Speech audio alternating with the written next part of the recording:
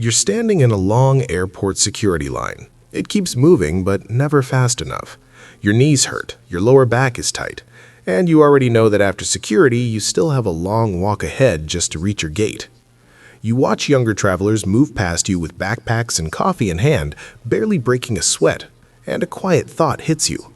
How many more years can I keep doing airports like this? Most people assume this is just part of getting older and traveling, something you endure to see family or take a long-planned vacation. But there's something airports don't clearly explain, and most travelers over 60 never hear about it unless someone tells them directly. There is a completely free service that can remove most of this stress. A service that helps you move through security faster, reduces long walks across massive terminals, and gets you to your gate calm instead of drained and in pain. It's called Airport Wheelchair Assistance. And despite what many people believe, it is not only for people who cannot walk. Airlines don't promote how powerful or easy this service really is, not because it's rare or complicated, but because very few travelers know how to ask for it properly or realize they qualify. In the next 15 minutes, I'm going to walk you through 8 essential secrets about airport wheelchair assistance that most travelers over 60 are never told. These are practical, real-world details you can use on your very next flight. One of them alone can prevent a missed connection and save you hours of stress, especially when traveling through large airports. And secret number 3 is the one that completely changed how I handle international travel. Whether you need regular mobility support or simply want to preserve your energy for the trip itself instead of burning it all inside the airport, this service is something you are legally allowed to request. But there's an important detail most people miss. Getting the best experience depends on how you request it, when you request it, and the exact words you use with airline staff. I've spent over 40 years navigating airports, dealing directly with airline policies, and learning the behind-the-scenes habits that make travel easier and far less stressful. Let's start uncovering what most travelers are never told. Secret 8. You don't need a permanent disability. This one surprises almost everyone. Most travelers believe wheelchair assistance is only for people with lifelong disabilities or for those who cannot walk at all. That assumption stops thousands of older travelers from ever asking for help, and airlines have little incentive to correct it. Here's the reality. Under U.S. federal law, specifically the Air Carrier Access Act, airlines are required to provide wheelchair assistance to passengers who request it. There is no requirement that you have a visible disability. There is no requirement that your condition be permanent. You do not need to be unable to walk. You simply need assistance, and you are the one who decides when you need it. That matters more than people realize. Valid reasons include knee or hip pain from arthritis, recovery from recent surgery, a flare-up that makes walking painful on that particular day, general fatigue from long distances inside large terminals, or balance concerns that make crowded airports uncomfortable. Anxiety in unfamiliar airports, shortness of breath, lingering weakness after an illness, or even the decision to conserve energy so you can enjoy your trip instead of exhausting yourself before boarding all count. These are everyday, real situations, and they are legitimate. Here's an important detail many travelers never hear. You do not need a doctor's note. You do not have to show medical records or explain your health history. Airline staff are not allowed to require proof or decide whether you look disabled enough. Some agents may ask questions simply because they are not well trained on disability policy, but the law does not require you to justify your need. You are requesting assistance, not applying for permission. When you book your ticket or check in online, look carefully for a section labeled Wheelchair Assistance or Special Assistance Services. It is often tucked away in an additional services menu or a small drop-down, not placed where most people will notice it. That placement is intentional. Every wheelchair request requires staffing, equipment, and coordination behind the scenes, and airlines do not highlight services that increase operational cost. But this is not a favor. You paid for your ticket the same as every other passenger on that flight. Requesting assistance is exercising a right built into air travel regulations. You are not being difficult, and you are not taking something away from anyone else. You are simply using a service designed to make air travel accessible. Secret 7. Wheelchair Service Types. This is where things become more specific and where many travelers unknowingly choose the wrong option. There are 3 different levels of wheelchair assistance, and selecting the correct one makes the difference between minimal walking and still being pushed beyond your limits. Airlines rarely explain these options clearly, which is why people often receive help that doesn't quite match what they need. The first option is gate-to-gate service, and it's the most common choice for seniors who can walk short distances and manage stairs but struggle with long terminal walks. With this service, a wheelchair attendant assists you from the check-in counter, through security, and all the way to your departure gate. If you have a connection, the same type of assistance continues at the next airport. And when you arrive at your final destination, you're assisted from the gate to baggage claim or ground transportation. You're still able to walk short distances, like stepping from the wheelchair to your seat, but what you eliminate are those long, punishing terminal walks that quietly drain your energy and leave your knees aching before the flight even begins. When you land, the assistance continues from the arrival gate all the way to baggage claim or ground transportation, so you're not left navigating another maze when you're already tired. The second option is called ramp service, and this is designed for travelers who can walk but cannot safely manage stairs. With ramp service, you receive everything included in gate-to-gate assistance, plus additional support during boarding. Instead of climbing aircraft stairs, you're boarded using a ramp or a mechanical lift. This option is especially helpful if you've had knee or hip replacements, experience severe arthritis that makes stairs painful or unstable, have balance issues, or rely on a cane or walker and don't feel secure on steps. The attendant stays with you throughout the boarding process and makes sure you reach your seat without having to face stairs that could cause injury or a fall. The third option is full assistance, intended for passengers who cannot walk independently. This level includes all the support from the first 2 options, with one key difference. The attendant assists you directly from the wheelchair to your aircraft seat. If you need help accessing the lavatory during the flight, that support is coordinated with the flight attendants once you're on board. This is the most comprehensive level of service, providing continuous assistance from the moment you arrive at the airport until you reach your final destination. How you request this service matters more than most people realize. When you contact the airline, be precise. Use clear language such as, "I'd like to request gate-to-gate wheelchair assistance," or "I need ramp service wheelchair assistance," depending on what fits your situation. Avoid vague statements like, "I might need help," or "I may need a wheelchair." When requests are unclear, airline staff often make assumptions and you can end up with the wrong level of assistance. Be specific. Ask them to document the exact service type in your reservation and confirm it before ending the call. Most seniors only need gate-to-gate assistance, but airlines rarely take time to explain the differences between these options. Instead, they often assign whichever attendant or equipment happens to be available. Knowing the correct terms allows you to advocate for yourself and get the support that actually matches your needs the first time. Secret 6. Timing is everything.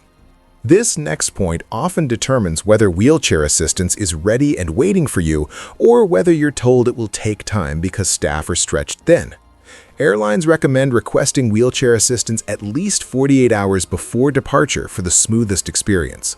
That advance notice allows them to schedule attendance, ensure wheelchairs are available, and coordinate with TSA and gate teams. It becomes even more important during busy travel periods like holidays, summer vacation season, and weekday mornings when airports are at their busiest. There are 3 reliable ways to request assistance ahead of time. The first and most dependable option is calling the airline directly, using the customer service number on your booking confirmation. Do not rely on third-party booking sites such as Expedia, Kayak, or Priceline to pass along your request. These platforms frequently fail to communicate special service requests, leaving travelers surprised at the airport when nothing is documented. Always confirm directly with the airline that your wheelchair request is clearly noted in your reservation. The second way to request wheelchair assistance is during online check-in, which usually opens 24 hours before departure. Most airline websites include a small checkbox or drop-down during the check-in steps where you can add special assistance. It's easy to miss if you're moving quickly, so slow down and look for it before you finalize check-in. The third option is requesting assistance directly at the airport check-in counter when you arrive. This still works, but timing matters. If you choose this route, plan to arrive at least 30 minutes earlier than you normally would. That extra time gives staff room to contact an attendant and avoid unnecessary rushing on your part. Now here's the last-minute option that saves travelers every single day and almost no one talks about it. Even if you didn't request wheelchair assistance in advance, even if you forgot or your physical condition changed unexpectedly, you can still receive help. Go straight to the gate agent at your departure gate and say clearly, "I need wheelchair assistance for boarding and for my connection." Secret 5. Wheelchair assistance means faster security. This next secret isn't just about comfort, it's about speed, and it applies even if you already have TSA PreCheck. Passengers using wheelchair assistance are escorted to the front of the security line, not the middle, not the back, the front. This applies in standard screening lanes and in PreCheck lanes. TSA officers either open a priority lane specifically for assisted passengers or guide you directly to the front of an existing line. The result is dramatic. You skip roughly 80 to 90% of the usual wait time, even during peak travel hours when security lines stretch endlessly. This process is consistent across airports, from small regional terminals to major international hubs, because it's based on federal screening procedures, not local preference. Here's how it typically works. Your wheelchair attendant escorts you to the TSA checkpoint and alerts the officer managing the line that an assisted passenger is arriving. You're guided forward, screened, and once you're through, your attendant is waiting on the other side to continue escorting you to your gate. The entire security process often takes 5 to 8 minutes total, compared to the 30 or 45 minutes many other travelers spend standing in line. Secret 4. One sentence that changes everything. Secret number 4 is just one sentence, but it completely changes how airport staff respond to your wheelchair request. I learned this directly from a gate agent after almost missing a flight because assistance arrived too slowly. Since then, this phrase has worked every single time. Memorize this line. "I have a tight connection and I need wheelchair assistance to make my next flight." Here's why this sentence is so powerful. Airlines are legally responsible for helping passengers with mobility needs make their connections. That's not a favor, it's a requirement under disability protection laws. Missed connections cost airlines money. Rebooking flights, issuing hotel vouchers, providing meals, and handling complaints all add up quickly. Secret 3. International flights offer better assistance. Secret number 3 surprised me when I first learned it. On international flights, wheelchair assistance is often more thorough, better staffed, and more comprehensive than on domestic flights, if you know what to ask for. International travel follows global aviation standards set by the International Civil Aviation Organization, or ICAO.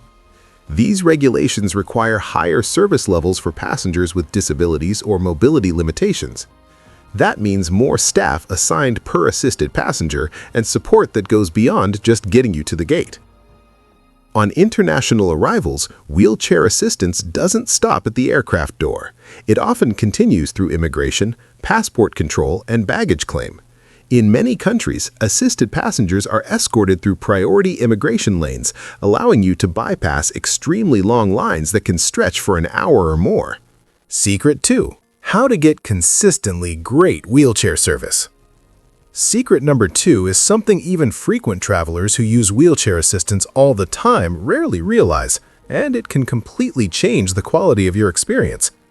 You can request the same wheelchair attendant for your return flight or for future trips through the same airport. Here's why this matters. Most wheelchair attendants are not airline employees. They work for third-party service companies contracted by the airport. Because of that, service quality varies dramatically. Some attendants are rushed, distracted, or unfamiliar with the terminal. Others are experienced, patient, and exceptionally skilled. The best attendants know the airport like the back of their hand. They know which routes avoid crowds, which elevators are reliable, and which restrooms are closest to specific gates. They understand senior needs without constant explanation. They move at a pace that's efficient but safe. They offer restroom breaks before you have to ask. They warn you about sharp turns, uneven floors, or sudden stops, so you're never caught off guard. Secret 1. The biggest advantage airlines rarely talk about. Now we're at secret number 1, the single most powerful benefit of wheelchair assistance, and the one airlines barely mention. This one removes almost all the stress from flying.